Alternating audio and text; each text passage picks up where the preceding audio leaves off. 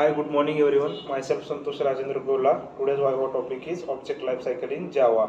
We should know how objects are born, live their life, and then die at the end. There are following steps comes in the life cycle of the object in Java. There are in first life cycle, object life cycle in Java. It is step number one, creation of class file on disk. As you know that Java programs runs on the Java virtual machine. When we compile the Java class, it is transferred into bytecode, which is platform and machine independent of the, and the compiled classes are stored as the class file as a disk.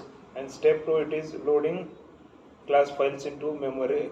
After the Java runtime finds out the class and the disk that in the form of the class, and the Java class holder loads that class into the memory, and then Java runtime needs into the memory. Step 3, looking for the initialized static members of the class.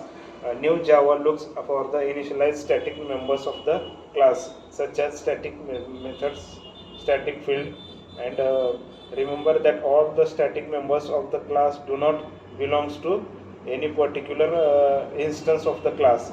It belongs to the class itself and sorted by all the objects created from the class. Step number 4, ways to initialize the class in a Java. And a class can be initialized into ways in a Java.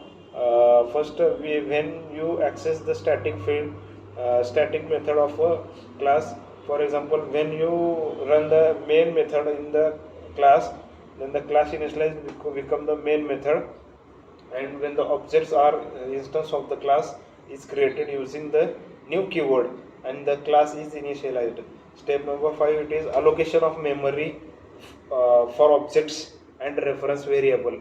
And next one step, it is fifth, Java allocation the memory on the heap of the object and memory on the stack for the object reference variables. And step 6, it is calling of the constructor of a class. After allocating the memory, JVM compiles the constructor of the class, while which like method, and it is called only one when the object is created. Thus the object alive the lives of the providing access to the files, and it access them. And step 7, it is a removing of the objects and the reference variable from the memory. And when the accessing of the field and the methods are completed, the object and the reference are the removed from the memory by the JVM, and the object has died. And you don't have to destroy objects yourself. Actually, when the objects is no longer in use, Java runtime calls the garbage collector of the directories, all the objects. And which helps that this tutorial will be help have converted all the important points received by the life cycle of object in Java.